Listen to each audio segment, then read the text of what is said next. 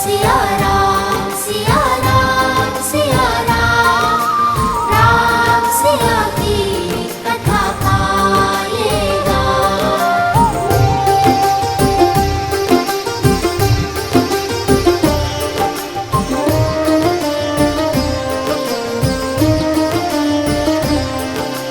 राम सिया राम सिया राम सिया राम सिया की कथा पाएगा।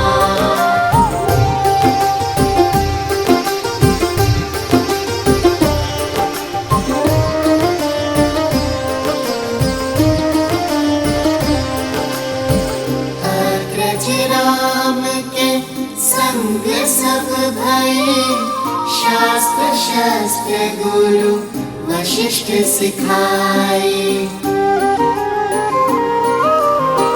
धर्म के काजे राम लखन फिर, विश्वामित्र संग लीन विदाए। अस्त्र शस्त्र सब दिव्य सहेजे, ताड़क सुबाहु लोक भेजे। करुणा से न बड़ा कोई बाण, छू कर किया मां अहिल्या का ध्यान। राम सिया राम सिया राम सिया राम, अति पावन सिया राम का गान। राम सिया राम सिया राम सिया राम सिया राम सिया राम सिया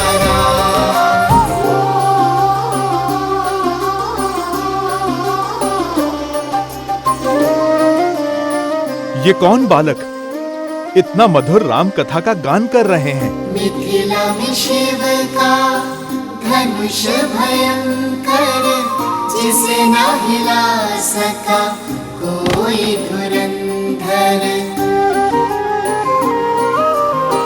राम लखन गुरु मिथिला पहुँचे, लक्ष्य था देखन सिया का स्वयंवर। मिथिल सभा में थी विकट निराशा, कौन बने भरतार सिया का।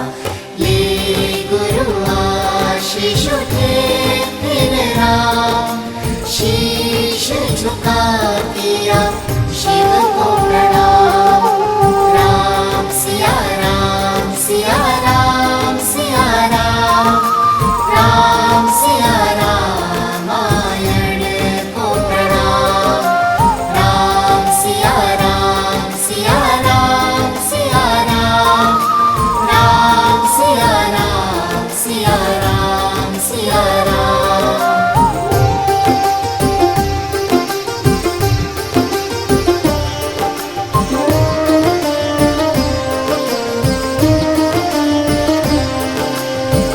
राम सहजता से धनुष उठाए, टूटा धनुष जो प्रत्यंचा चढ़ाए।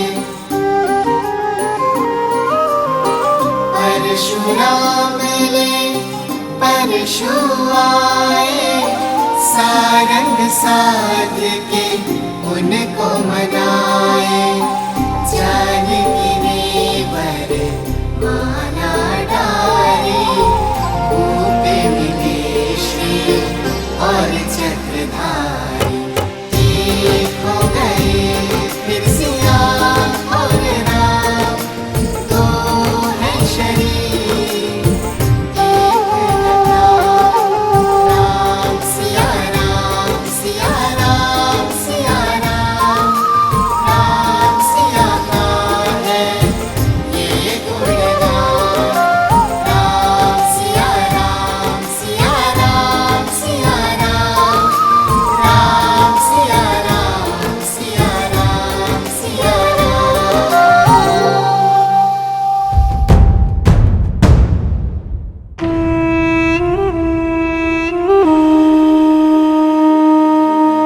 इस राम के हर कार्य से प्रजा उसकी भक्त बन जाती है।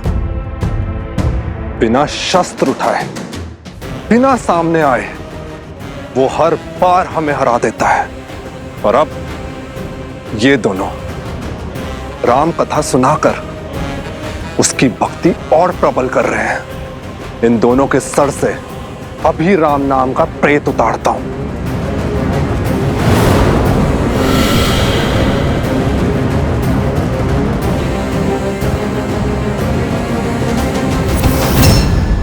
मूर्ख, बल के साथ साथ बुद्धि का भी प्रयोग किया करो।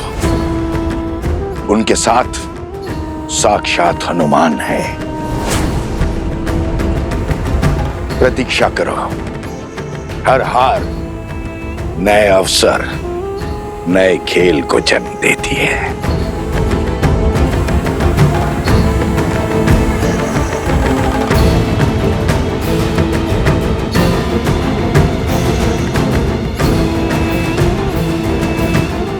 मिल गया मार्ग। कल प्रातःकाल सूर्य की पहली किरण के साथ पुनः यज्ञ आरंभ होगा।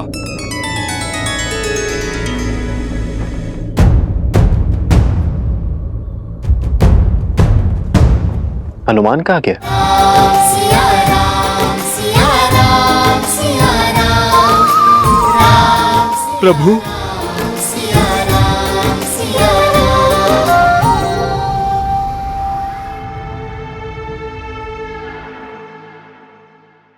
भैया, वो ब्राह्मण कहाँ गए जो भावमग्न होकर हमारा गान सुन रहे थे? हाँ, मैंने भी उन्हें कहीं जाते देखा नहीं। कहीं भोज करने तो नहीं गए, इसलिए लौट गए होंगे। चलो ना, हम भी चलते हैं धर्मशाला। हाँ हाँ, शीघ्र चलते हैं। भैया, तन मन प्रसन्न हो गया श्री राम कथा कहकर, किंतु हमारी भक्ति ना श्री राम को हमारे निकट लाई, ना हमें उनके। जो हृदय में है वो सामने भी अवश्य आएंगे।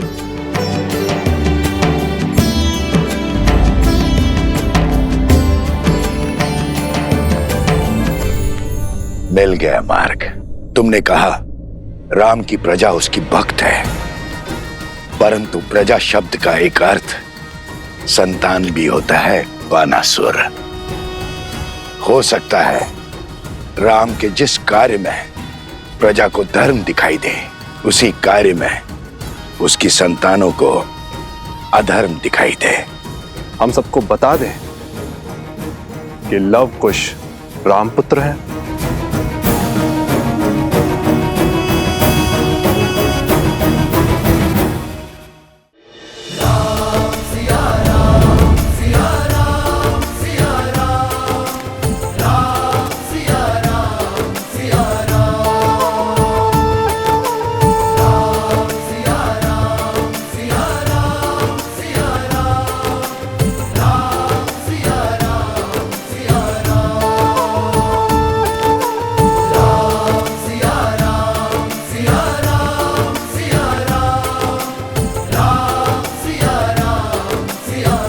कहाँ व्यस्त है हनुमान? बहुत देर से दिखाई नहीं दिए।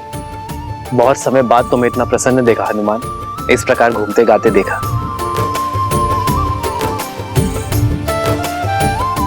हनुमान जी, हमें भी तो बताइए, इस मंत्र मुग्धता में हम कैसे झूमे? भरत भैया, जब मन आनंद से भरा हो तो पग अपने आप झूमने लगते हैं, और भक्त को मंत्र मुग्ध करने वाले और कोई नहीं, मेरे प्रभु श्री राम ही हैं। मैंने क्या किया हनुमान? आपने नहीं, आपकी कथा ने प्रभु। उन दो ऋषि कुमारों ने जो नगर में आपके और माता सीता के गुण गा रहे थे। प्रभु, जितने सुंदर मुख उतनी सुंदर वाणी, जितने सुंदर शब्द उतना सुंदर संगीत। प्रभु, मुझे लगा जैसे साक्षात माता सरस्वती गा रही थी और अयोध्या झूम रही थी। जिस गान ने हनुमान जी को इतना भाव विभोर कर दिया, इसका श्रवण तो हमें भी करना चाहिए भैया। तुम्हारे मुख पर आनंद और संतुष्टि देखकर मुझे भी प्रसन्नता हुई है हनुमान। क्या मुझे नहीं सुनाओगे उनका गान? यदि सबकी इच्छा हो तो कल उन्हें राजमहल ले आओ, हम सब साथ मिलकर उन्हें सुनेंगे। अवश्य प्रभु, अवश्य।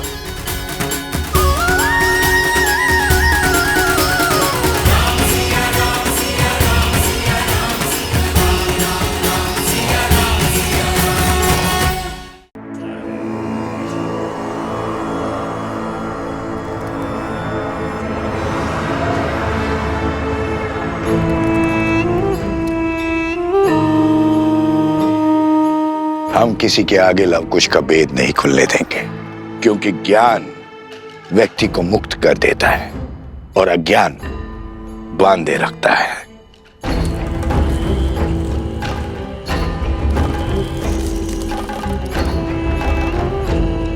मेरी शक्ति का स्रोत यही अज्ञान है बानासुर। मिथिला में मेरी यही योजना थी कि सारे समाज के समक्ष ये रहस्य प्रकट कर दूं, किंतु अब मन में और भी उत्तम विचार आया है। कैसा विचार? ऐसा विचार जिससे राम के धर्म के साथ साथ राम का अस्तित्व भी नष्ट हो जाएगा। उन बालकों के साथ मिथिला की एक स्त्री भी है, उसके माध्यम से मैं राम के पुत्रों को राम का विरोधी बना दूंगा। शीघ्र ये संसार पिता पुत्रों के बीच में युद्ध होते हुए देखेगा। राम के हाथों लवकुश का वध होते हुए देखेगा।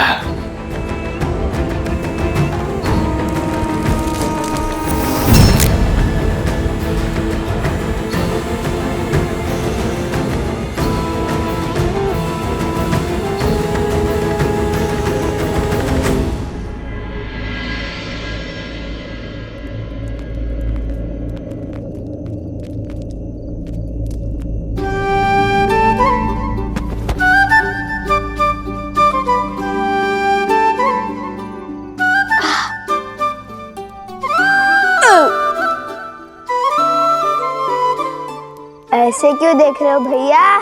देख नहीं रहा हूँ, सोच रहा हूँ पेट है कि कुआं। एक पंगत में आधी नगरी का भोजन खा चुके हो तुम, और ये साथ में पोटली भी बांध कर लिया है तुम। आपके लिए भी तो बांधा है भैया। और वैसे भी पूरा दिन गायन किया है और कल भी करेंगे, और ऊपर से प्रभु श्री राम से भेंट भी नहीं हो पा रही है, और ज्ञान करने से मुंह के साथ पेट भी सूखता है।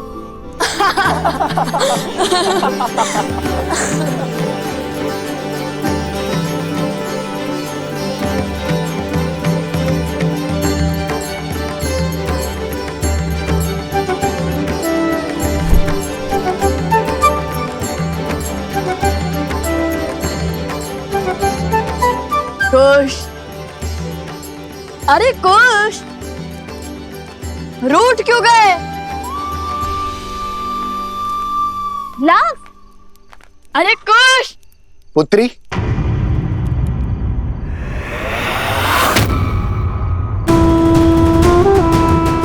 तनिक भोजन मिलेगा?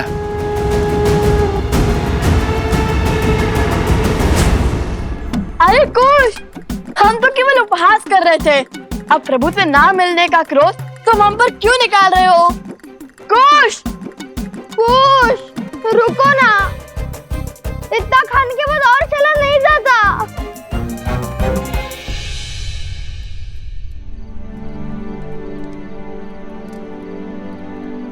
सभी ऋषिगण यहीं पर हैं। वो दोनों ऋषि कुमार भी यहीं कहीं होंगे। अरे वो रहे, देखो।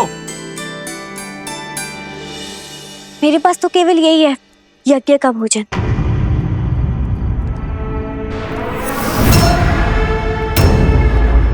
अवध की अन्नपूर्णा वन में भटक रही है और अवध में भोज चल रहा है। दुर्भाग्य, सीता को त्याग कर भी राम के गुणगान गाए जा रहे हैं।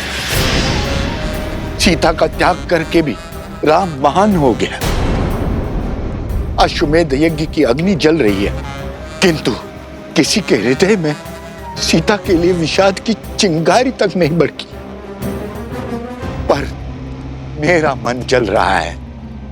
मेरे लिए यह भोग अपवित्र है, विष है। और गांव पर नमक तो तब छिड़क रहा है जब वो ऋषि कुमार राम के गुणगान गा रहे हैं।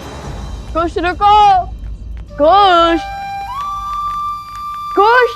ऋषि कुमारो,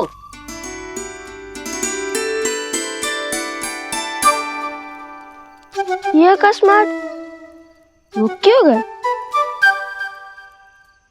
ऋषि कुमार, कुछ भेंट लाए हम आपके लिए, दही मक्खन और लड्डू।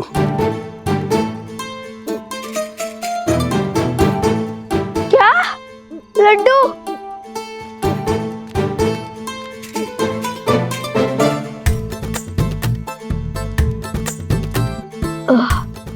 रहने दीजिए, इसकी कोई आवश्यकता नहीं है। हमने पेट भर कर खाया है। धन्यवाद।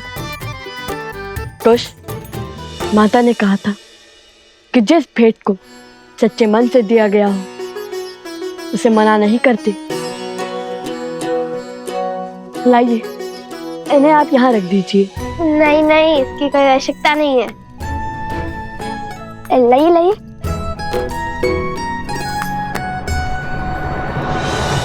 दुख तो मुझे भी बहुत होता है। तो रोकती क्यों नहीं है उन्हें? तुम तो मिथिला से हो, जानती हो राम ने सीता के साथ क्या अन्याय किया है। तुम्हारा कर्तव्य है उन ऋषि कुमारों को राजकुमारी सीता के साथ हुए अन्याय का भेद बताना। संसार को हानि दुष्टों का कोलाहल नहीं, सज्जनों का मौन पहुंचाता है। क्यों नहीं खोल देती अपने मन का भेद और सत्य का पिटारा उन ऋषि कुमारों के सामने? आप दोनों ने न केवल हमारे महाराजा और महारानी के जीवन की प्रशंसा का गुणगान गाया है, बल्कि हमें भी उनके जीवन के महत्व को भी समझाया है। आपकी राम कथा का गान सुनकर आभास हुआ महारानी सीता के अब अपराधी हैं हम। उन पर संदेह कर बहुत बड़ा पाप किया हमने। धन्य है आप ऋषि कुमार। अपराध, संदेह, अन्याय अर्थात आप दोनों ने आज अपने गायन से अयोध्या के व्यक्ति व्यक्ति के भीतर पुनः श्री राम की मर्यादा धर्म का प्रसार किया। आप दोनों को धन्यवाद ऋषि कुमार।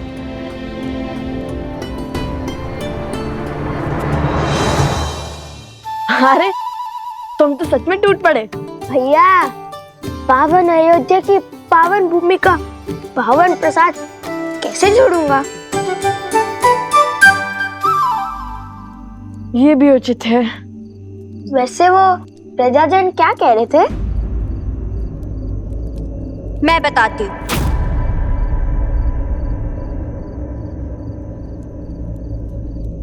क्या? अब तो अयोध्या की प्रजा भी मान गई कि श्री राम ने हमारी मिथिला की राजकुमारी के साथ अन्याय किया है।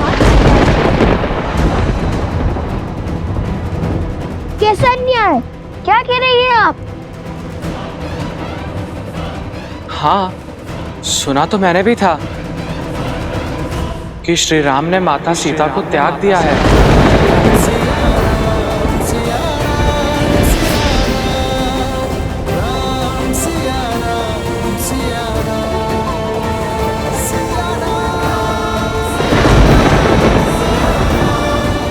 नहीं नहीं नहीं, ये असंभव है।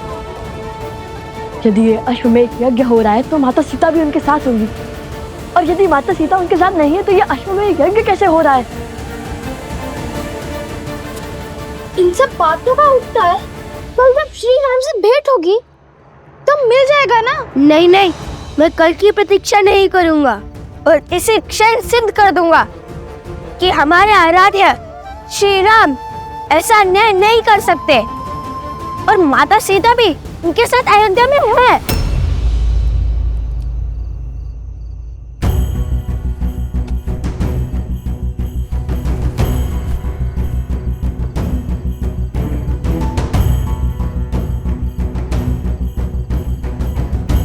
एक बार माता सीता से मिलने सब सिद्ध हो जाएगा।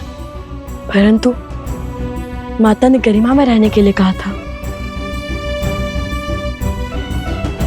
ठीक है, यदि आपको प्रमाण नहीं चाहिए तो चलते हैं।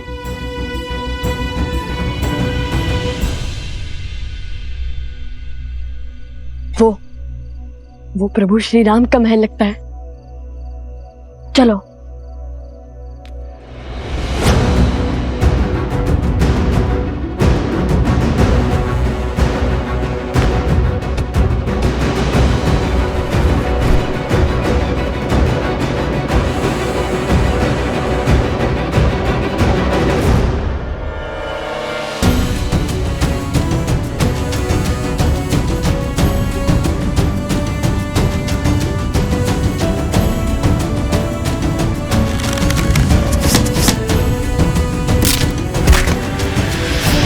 चलो वहां को ये देखते हैं।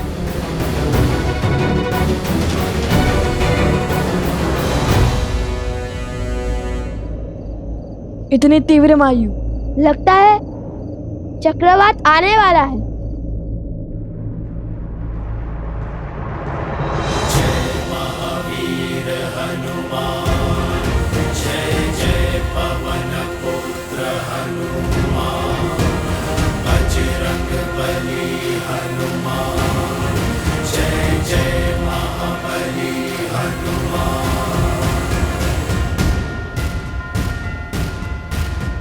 बजरंग बली। हनुमान जी, हमारा प्रणाम स्वीकार करें।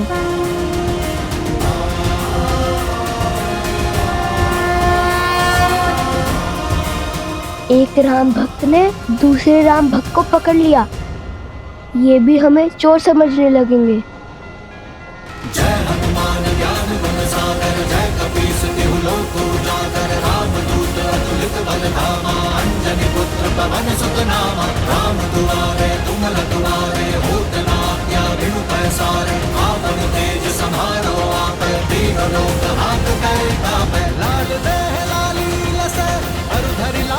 देखो हनुमान जी ने पकड़ लिया उन्हें। चलो।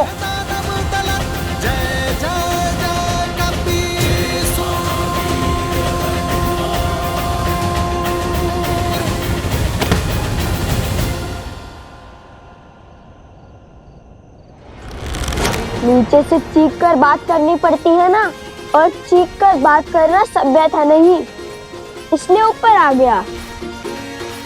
विराट रूप धरकर हमें भयभीत करना चाहते हैं। ये मत सोचिए कि आपका दाव सफल हुआ, हमने तो पहले ही आपको आते हुए देख लिया था। मुझे भी अपने तनिक निकट ले लीजिए हनुमान जी।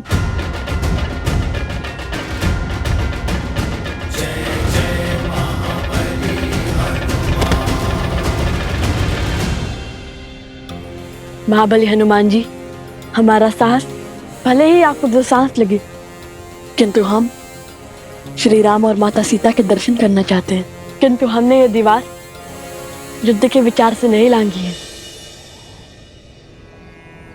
जिनके मुख पर प्रभु श्री राम और माता सीता का नाम हो, उन्हें पराजय छू भी नहीं सकती।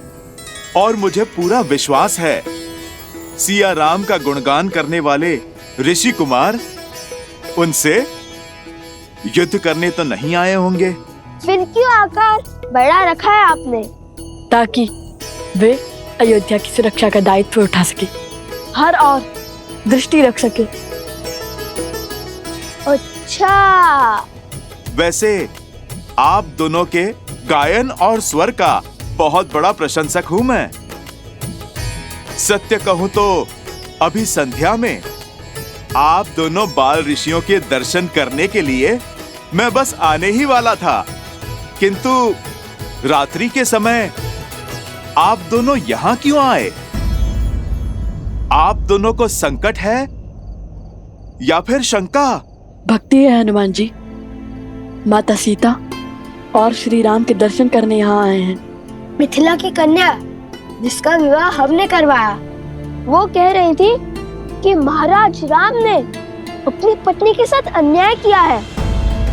बस इसलिए हम चले आए श्री राम और माता सीता से मिलकर ये सिद्ध करने, न्याय की मूर्ति श्री राम अन्याय कर ही नहीं सकते। तुम दोनों जिनकी पूजा करते हो, उनकी ही निद्रा में विघ्न करोगे? बात तो उचित है। मैं भोर होते ही आप दोनों को प्रभु श्री राम के दर्शन करने के लिए राजभवन ले चलूंगा। जैसा आप कहें हनुमान जी। आइए। आपको कष्ट करने की आवश्यकता नहीं है।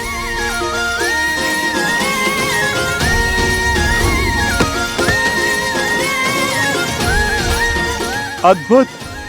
बुद्धि के साथ बल और साहस भी है आप दोनों में। धन्यवाद। कल भोर अवश्य ही भेंट होंगी। प्रणाम। हमें श्री राम और माता सीता से मिलना है। स्मरण रहे, हम आपके मित्र हैं, हमारे बाण नहीं।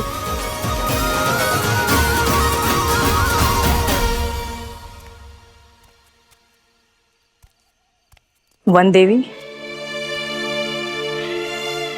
जी गुरु माँ। इसे पी लीजिए। ये क्या है गुरु माँ? काढ़ा। इसमें घुली जड़ी बूटी और औषधि आपके मन को शांत करेगी। आपकी चिंता को समझती हूँ, किंतु भय दुर्भाग्य लाता है। इसे पी के निश्चिंत सो जाइए।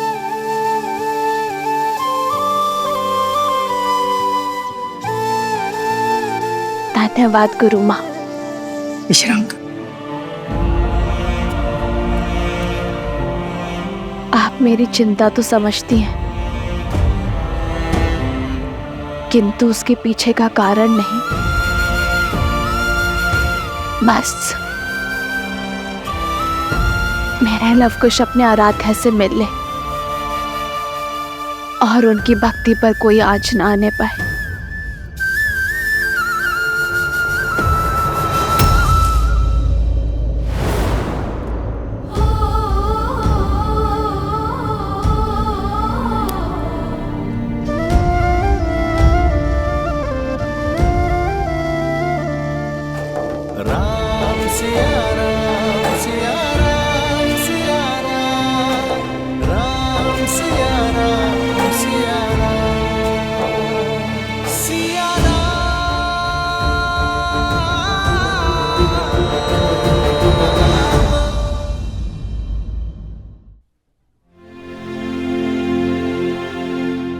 उनके मुख पर दिव्यता के दर्शन किए हैं मैंने, और उस दिव्यता ने मेरा मन मोह लिया। कोई साधारण ऋषि कुमार नहीं है, बल्कि साधु और शासक का अनूठा संगम है। उन दो ऋषि कुमारों ने जो नगर में आपके और माता सीता के गुण गा रहे थे, प्रभु मुझे लगा जैसे साक्षात माता सरस्वती गा रही थी और अयोध्या झूम रही थी। यदि सबकी इच्छा हो तो कल उन्हें राजमहल ले आओ, हम सब साथ मिलकर उन्हें सुनेंगे।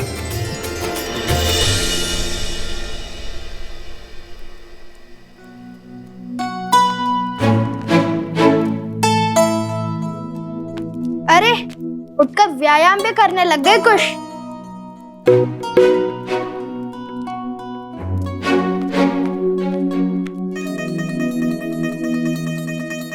अरे पहले तो सुनील को लेकर बैठे रहते थे, अब इस वीणा को अधिक साफ करने से कहीं टूट ना जाए।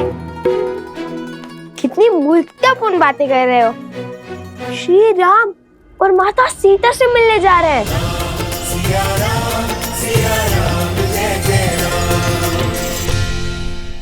महाराज राम और माता सीता से मिलने जा रहे हैं।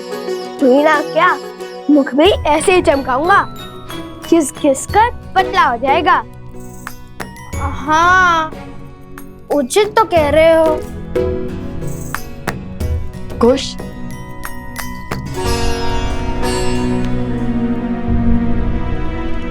वे महारानी सीता है।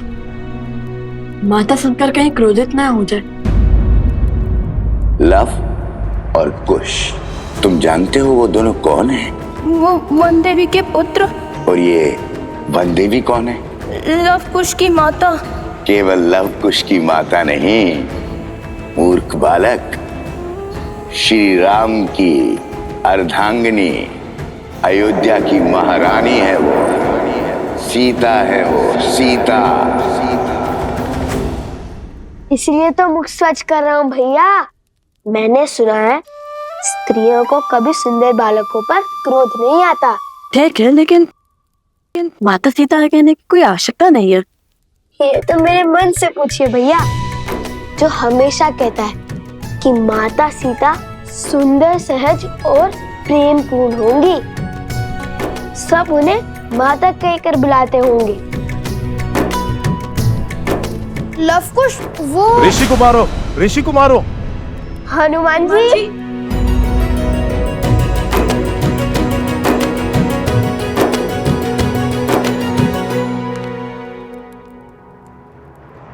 वन देवी ही सीता है। जब लव कुश को पता चलेगा कि माता सीता यहाँ नहीं है, तब क्या होगा? क्या मैं उन दोनों को सत्य बता दूं?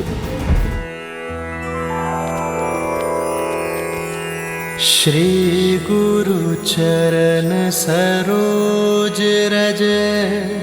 शीघ्र चलिए ऋषि कुमार, प्रभु श्री राम आपका गान सुनने को आतुर है। उनसे ज्यादा आतुर तो हम हैं हनुमान जी। चलिए। तो आइए, चलिए। पर गरिमा और मर्यादा में रहना, कुछ भी मत कहना। और हाँ, चाहते ही प्रभु पर अपने प्रश्नों के बाण में छोड़ देना। कदापि नहीं। क्या हुआ? मैंने तो कुछ कहा ही नहीं। वही तो। सुनो, विचार ही मत करो, उसकी ध्वनि होगी। विचार करना कैसे बंद करूं? धीमे स्वर में विचार करो। विचार की नहीं, आचरण की बात है।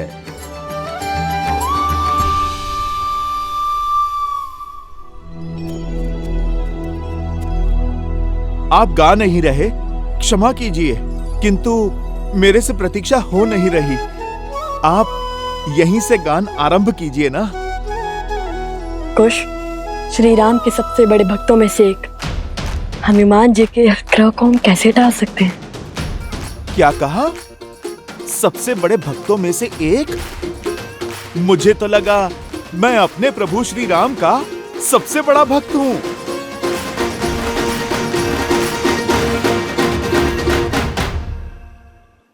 अरे भोले यार हनुमान जी, श्री राम की भक्ति के पंक्तियों में तो हम भी खड़े हैं। वैसे तो स्वयं को श्री राम के सबसे बड़े भक्त मानते हैं, किंतु लव भैया का हृदय बहुत बड़ा है। आपको भी अपनी श्रेणी में खड़ा कर लिया है इन्होंने। धर्म और ज्ञान तो अद्भुत थे ही, आप तो वाक शास्त्र में भी श्रेष्ठ निकले। चलिए, हम सभी भक्त अपने भगवान के समक्ष उनके गुणगान गाते हैं।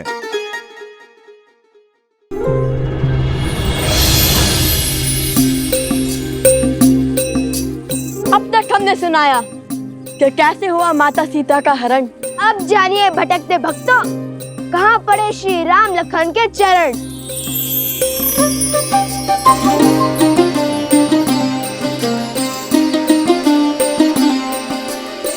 कल पे विरह में ऋषि मुख आए, भेटे पवन सुत हनुमत पाए।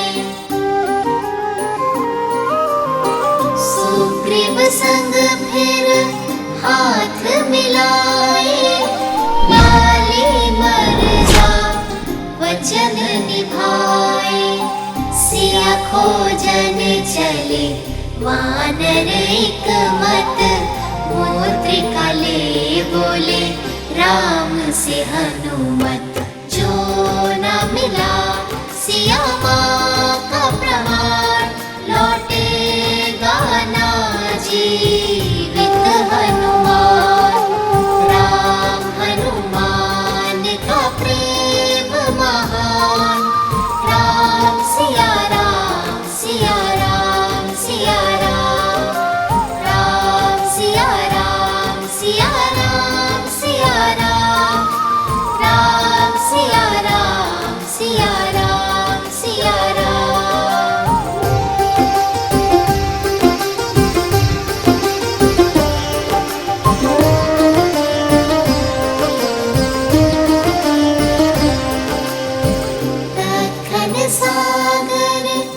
तट पर आए, भाई जटायु संपाति पाए। सागर पार है स्वर्ण की लंका, जहाँ बजता रावण का डंका। बंदी वहीं पे है माँ सीता, पाओगे सागर जो जीता। बाधा विकट कैसे सागर हो पार, वानर सब आशा गए हार। राम सिया राम सिया राम सिया राम, राम सिया राम सिया राम सिया राम, राम सिया राम सिया राम सिया राम, राम सिया राम सिया राम सिया राम।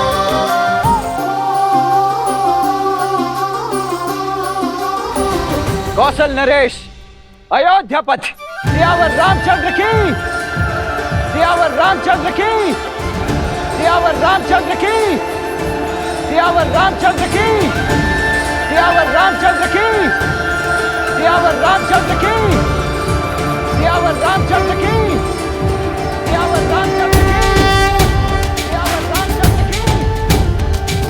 श्री रामचंद्र कृपालु भजु मन हरण भव भय दारुणम्। श्री राम राम राम श्री राम।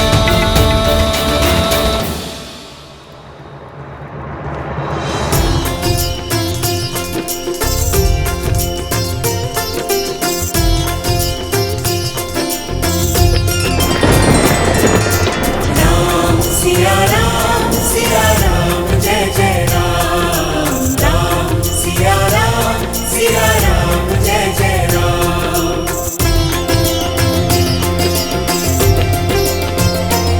ओ मंगल भवन मंगल हारी, द्रवहु सुदशरथ अजर बिहारी।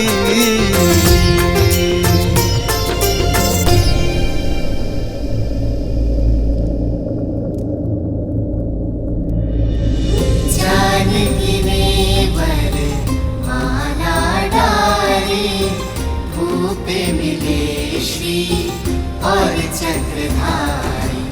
एक हो गए फिर सिया और राम, दो है शरीर एक है प्राण।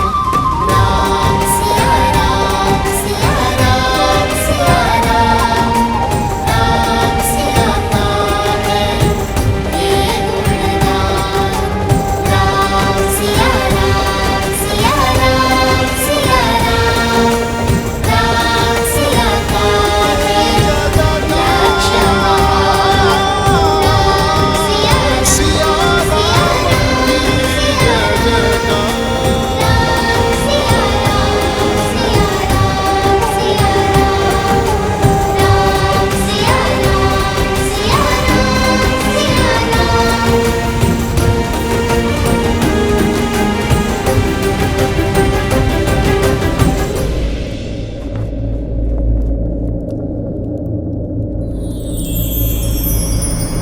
आदर्श और मर्यादा की है ये कथा महापावनम।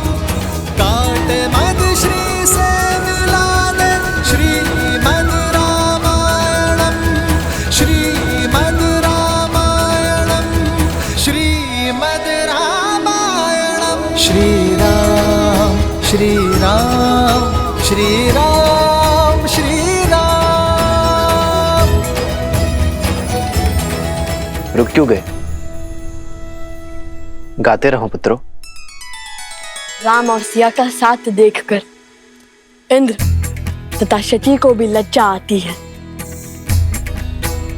स्वयं ब्रह्मा तथा सरस्वती भी उनसे प्रेरणा पाती है। जिनसे स्वयं शिव और पार्वती भी सीखे दाम्पत्य का पाठ, ऐसे राम सिया को हमारा कोटि कोटि नमन, जोड़े दोनों हाथ।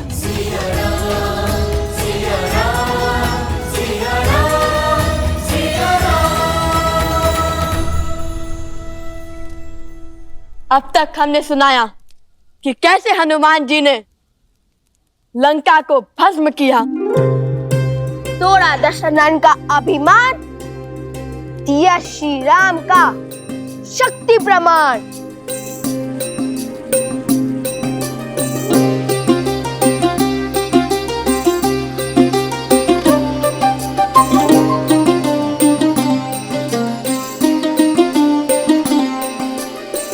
लौट लंका प्रभु आस बधाई, बोले राम करो लंक चढ़ाई। सागर भी था बांधा मारा, कैसे जाए इसको पारा। नल नील किए युक्ति भारी, पत्थर राम नाम लिख डारी। जिसके साथ हो राम का नाम, पत्थर भी वो तरते हर धाम।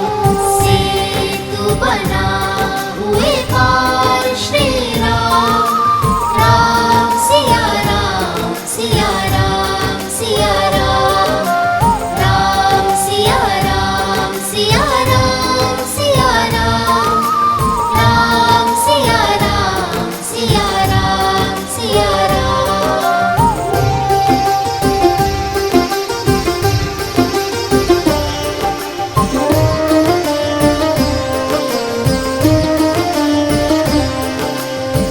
युद्ध हुआ फिर बड़ा ही प्रचंडा, राम की रावण सिर खंडा। अंबर में सब देव पधारे, शौर्य राम का देख सराहे। पर पराक्रमी ना कम था दशानन, उत्तर में दिखलाया पराक्रम। कटते जाए शीश अनंता, पर रावण जाए नाहंता। पहुँचे कैसे युद्ध परिणाम, विचलित अब हो बैठे राम। राम सिया राम सिया राम सिया राम, राम सिया राम सिया राम सिया राम।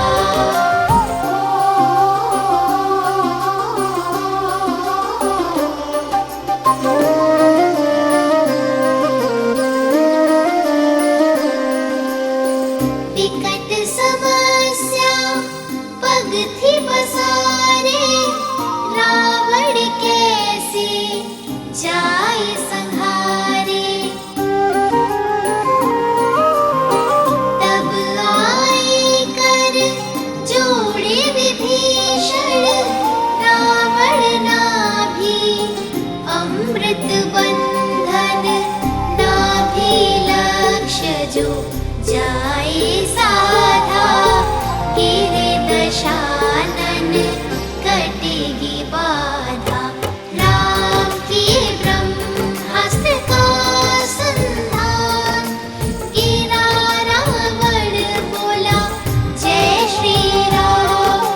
राम सिया राम सिया राम सिया राम, राम सिया राम सिया राम।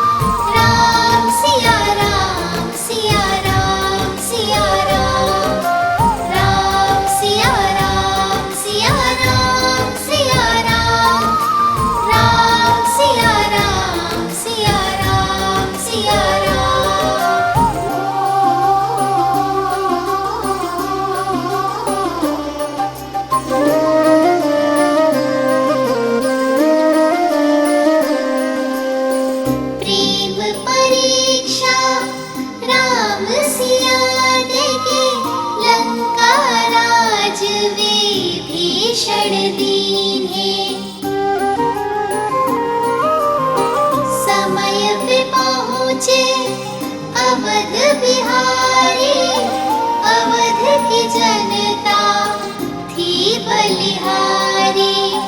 रात अमावस बन बैठी दिवाली, राम सिया की प्रीत निराली। अवध मुकुट धारे श्री राम, माता सिया का संग महान। राम सिया राम सिया राम सिया राम, राम सिया राम सिया राम सिया राम, राम सिया राम सिया राम सिया राम, राम सिया राम सिया राम सिया राम।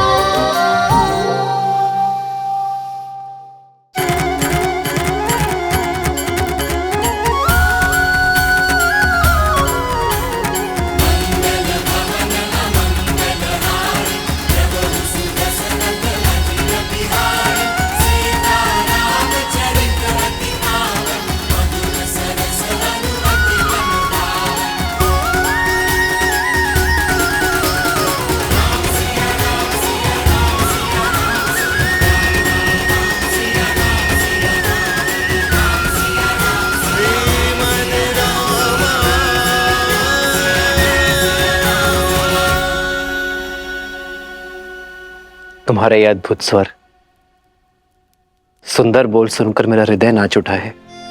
असाधारण है आप दोनों की कला। अपनी ही कथा सुनकर मैं अभिमान के स्थान पर शांति अनुभव कर रहा हूं। किंतु राम कथा का इतना सुंदर व्याख्यान करने वाले आप दोनों हैं कौन?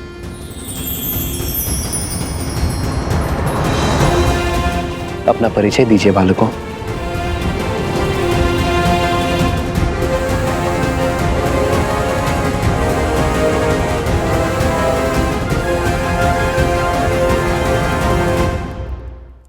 अपना परिचय दीजिए मुझे।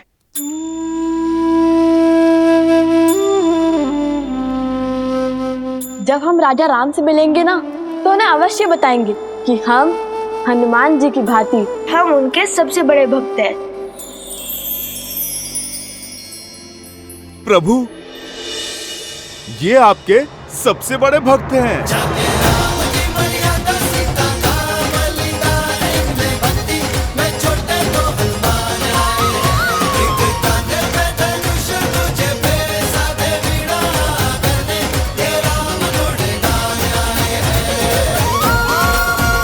अच्छा, यदि मेरे हनुमान को लगता है कि आप दोनों मेरे सबसे बड़े भक्त हैं, तब तो संशय करने का प्रश्न ही नहीं उठता।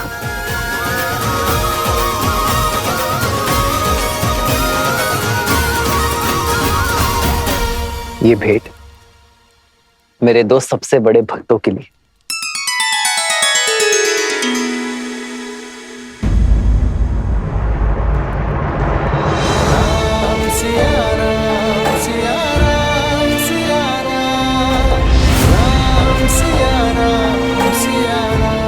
अपशगुन,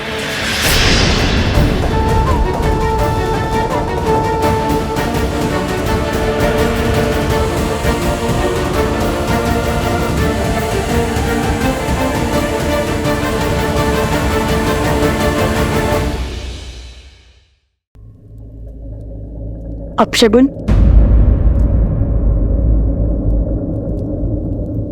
अपशगुन में भी शगुन छुपा होता है। सुकर्म और सोच अपशगुन को भी शगुन बना देती है। ये भेंट मेरे सबसे महत्वपूर्ण भक्तों के लिए है।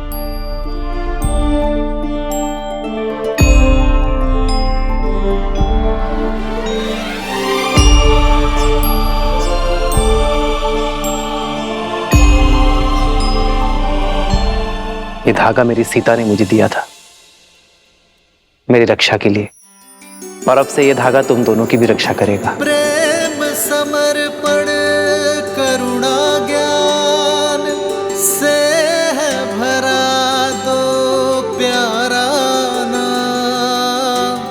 जय सिया राम, जय जय सिया राम, जय सिया राम, जय जय सिया राम।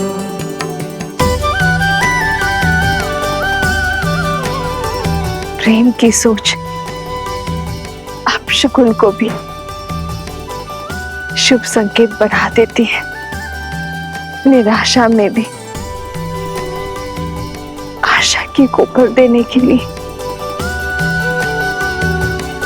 धन्यवाद महादेव। ये तो वही ऋषि कुमार हैं श्री राम, जिसके विषय में हमने आपको बताया था। लवकुश। लव कुश।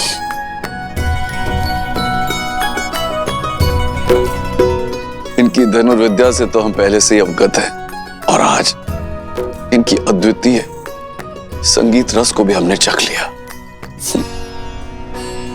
बालकों, तुमने हमें इस विषय में पहले क्यों नहीं बताया? यदि धनुर्विद्या की प्रतियोगिता में बाण के स्थान पर नाच छेड़ते तो हार जाते ना।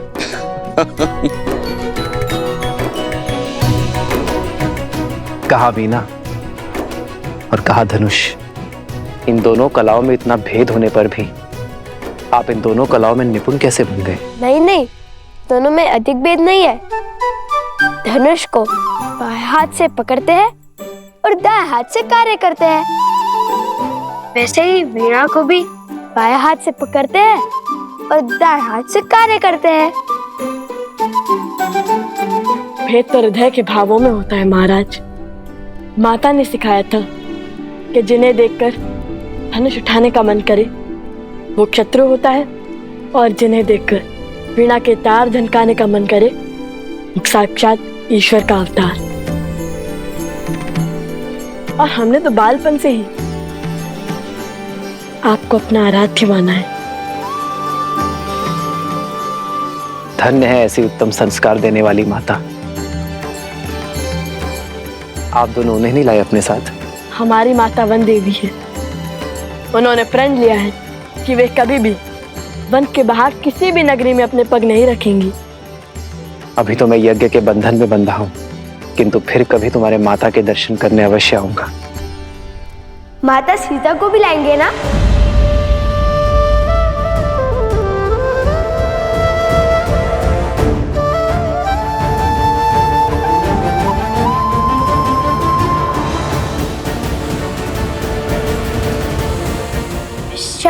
क्षमा करना, मेरा अर्थ था महारानी सीता, वो भी आएंगी ना? क्षमा किस बात की ऋषि कुमारों? महारानी तो संपूर्ण राष्ट्र की माता होती है। आप महारानी सीता को माता कह सकते हैं। यज्ञ में आहुति का समय हो गया है राम। जो आज्ञा गुरुवर। हनुमान, इन दोनों ऋषि कुमारों और इनके साथियों के विश्राम करने की व्यवस्था महल में ही करवाओ। मैं यज्ञ संपन्न होने के पश्चात स्वयं इनके पास बैठकर पूरी कथा सुनूंगा। लक्ष्मण,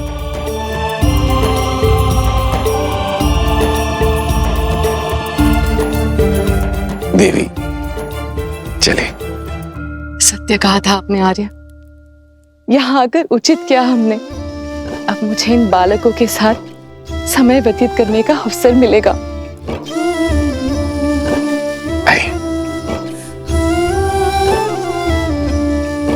ऋषि कुमार पधारिए। भैया, रानी के दर्शन का क्या? आप आइए ऋषि कुमार।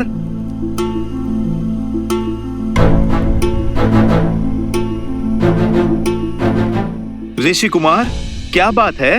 वचन भंग हुआ। आपने कहा था आप महारानी के भी दर्शन करवाएंगे। अयोध्या की धरा पर कोई वचन भंग नहीं होगा ऋषि कुमारों। आपको महारानी सीता के दर्शन करने हैं ना? आइए यज्ञ स्थल पर।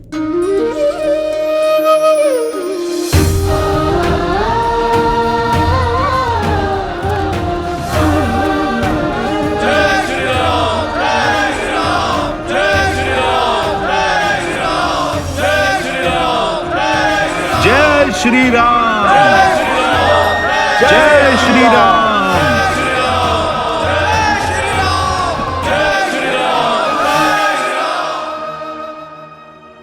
सब कुछ सज्ज है महाराज। आप ही की प्रतीक्षा थी। महारानी को ले आए?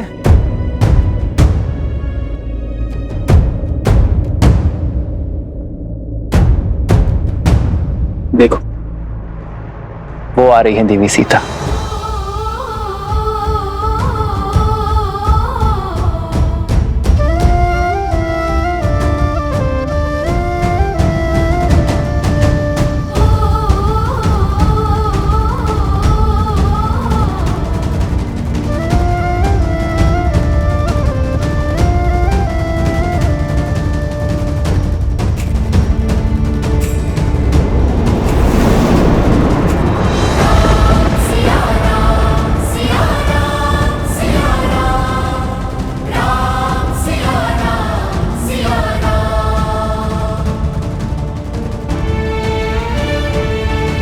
महारानी सीता की देह तो अयोध्या में वास नहीं करती है, किंतु राजधर्म की मर्यादा जो निभानी है, मेरी प्रिय पत्नी के प्राण इस मूर्ति में प्रतिष्ठित है।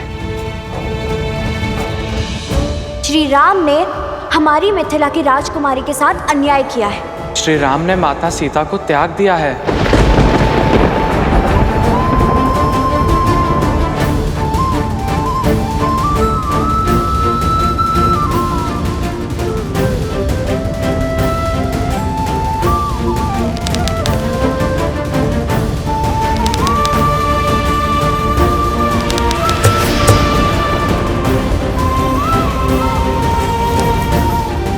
ऋषि कुमार,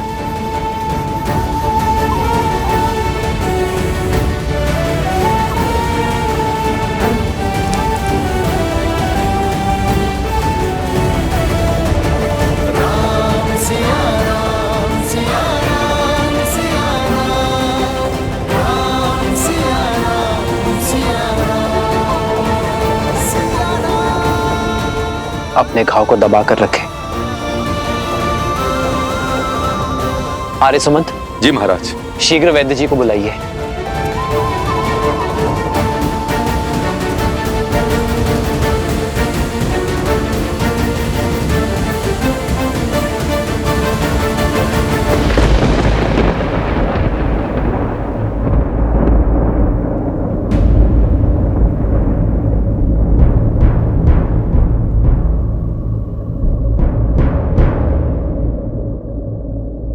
रक्त बह रहा है ऋषि कुमार, इन्हें स्वच्छ करना होगा। आपको उपचार की आवश्यकता है।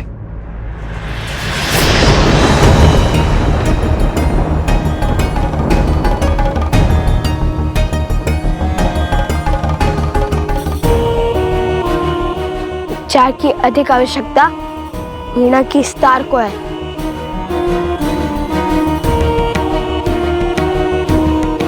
जो साक्षात माता सरस्वती ने हमें उपहार दिया था। ऋषि कुमार, महाराज की उदारता का उत्तर उद्दंडता से देना उचित नहीं है। लक्ष्मण, मेरा भाई उद्दंडी नहीं है, केवल उसके मुख पर बुद्धि से अधिक उसके भावों का अधिकार है। राजानुज, बिल्कुल आप ही की भांति। तुम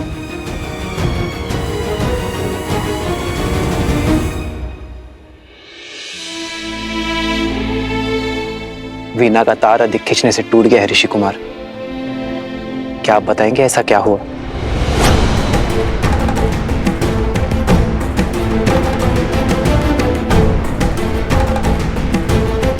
भगवान वाल्मीकि का आदेश था कि अयोध्या जाकर प्रभु श्री राम और माता सीता के गुणगान गाने का, किंतु मुझे किसी ने ये नहीं बताया कि राम सिया की कथा जो हम मंत्र मुक्त होकर गाते हैं वो अधूरी है।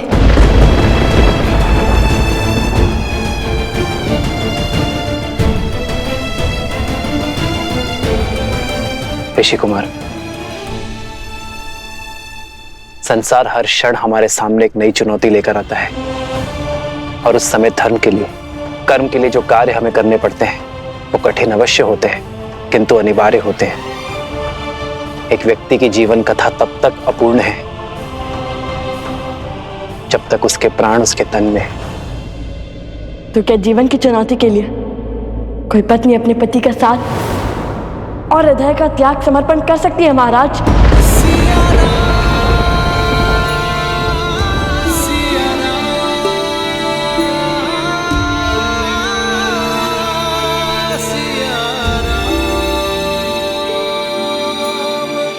ऋषि कुमार, अयोध्यापति से संवाद संभव है, विवाद नहीं।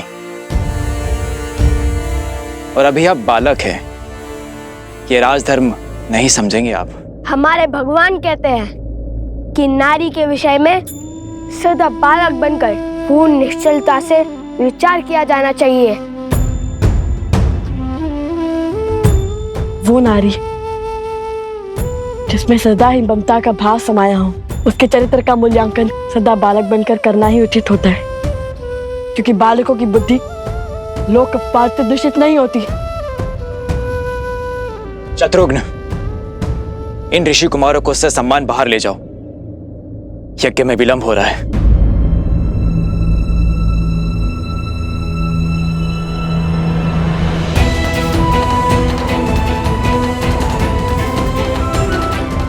यदि मेरे श्री राम के मन में अपनी संतान के लिए प्रेम जागा तो कहीं उनका तप भंग ना हो जाए। शत्रुघ्न,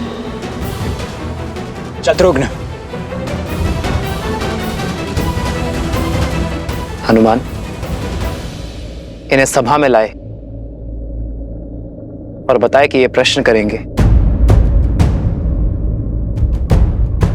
या सभा का त्याग।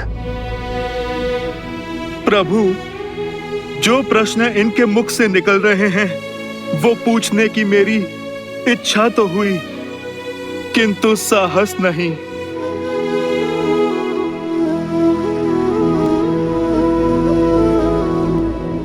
तो जो पूछना है वो अवश्य पूछो ऋषि कुमारों, मैं यथाशक्ति उत्तर अवश्य दूंगा। क्योंकि आपने माता सीता का त्याग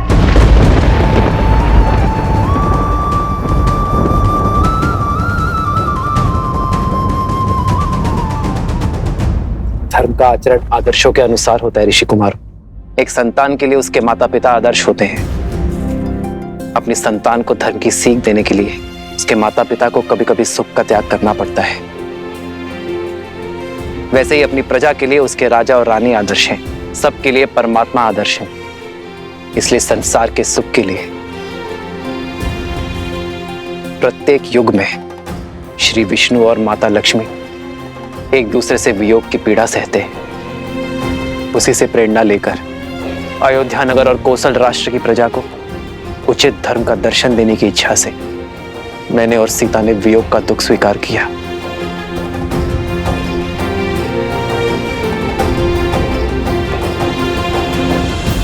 यदि महाराज को दुख देने से मन भर गया हो तो कृपा करके यहां से प्रस्थान करें ऋषि कुमार। यज्ञ की अंतिम आहुति का समय कटा रहा है। हम यहाँ महाराज का दुख या अपमान का कारण बनने नहीं आए थे, अपितु हमारे प्रभु श्री राम और माता सीता के दर्शन करने आए थे।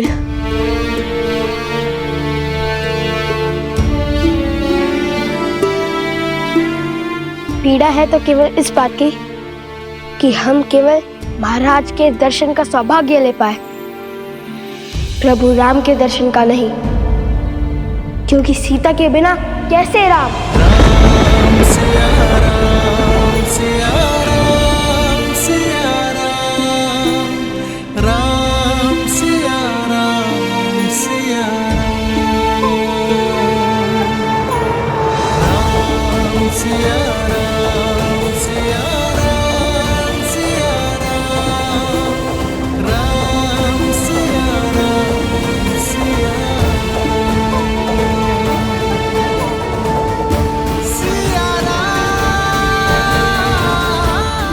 क्योंकि सीता के बिना कैसे राम।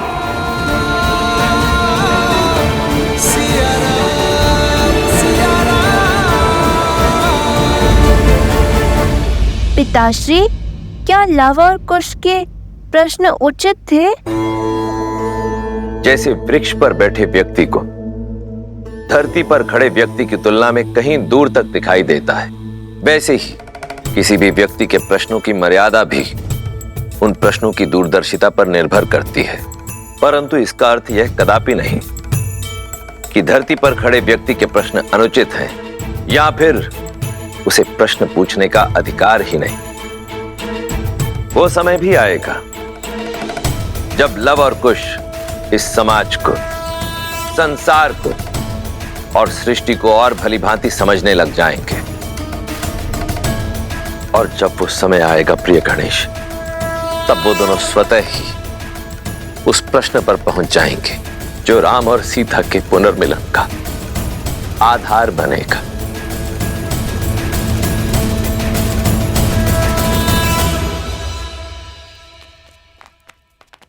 अब क्या करना है?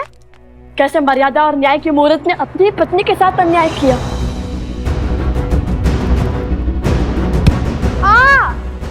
अकस्मात क्यों रुक गए?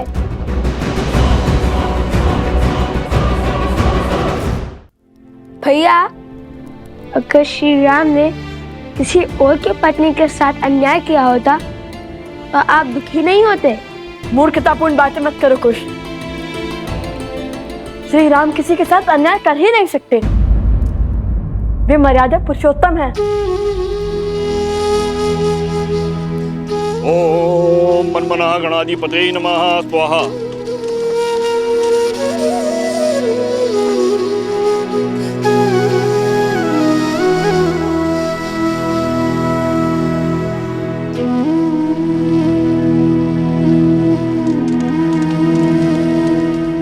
तो क्या जीवन की चुनौती के लिए कोई पत्नी अपने पति का साथ और हृदय का त्याग समर्पण कर सकती है महाराज? क्योंकि आपने माता सीता का त्याग।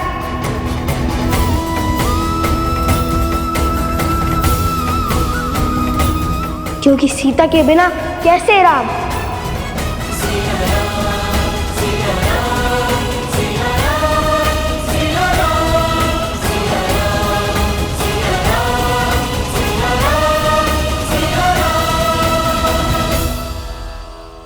और क्या प्रमाण चाहिए? अब तो सिद्ध हो गया ना कि अयोध्या के राजा राम ने ही अन्याय किया है।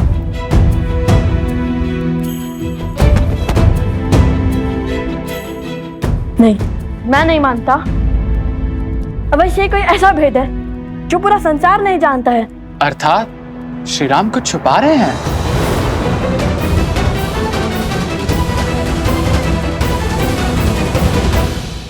नहीं, कदाचित कोई ऐसा प्रश्न जो कि हमने पूछा ही नहीं, ऐसा प्रश्न जो हमारी बालक बुद्धि में कभी जन्मा ही नहीं, ऐसा प्रश्न जिससे हमारी सारी शंकाओं पर विराम लग जाए। तुम्हें क्या लगता है इतने वर्षों में तुम पहले हो जिसने अन्याय के विषय में विचार किया हो? मिथिला के हर घर में बस यही चर्चा होती है लव।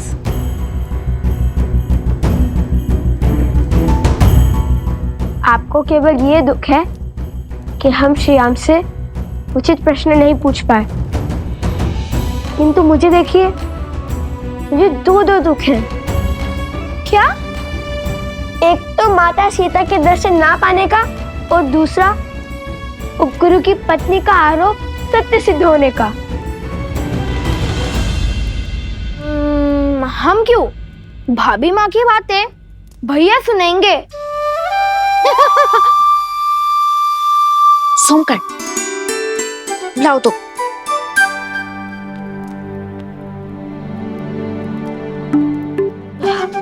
बहुत भूख लग रही है, आज भोजन क्या करेंगे? धन्य हो कुमार कुश, इतने बड़े दुख के बीच में भी तुम्हें भोजन की पड़ी है। दुख हृदय में है और भूख पेट में। दोनों अपने निर्णय लेने के लिए स्वतंत्र हैं। हाँ, चलो ना फिर भोजनशाला में चलकर खाते हैं।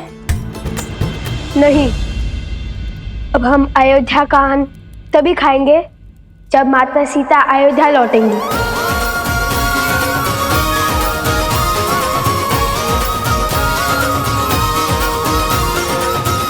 और मैं जानता हूँ कि हमें क्या करना है।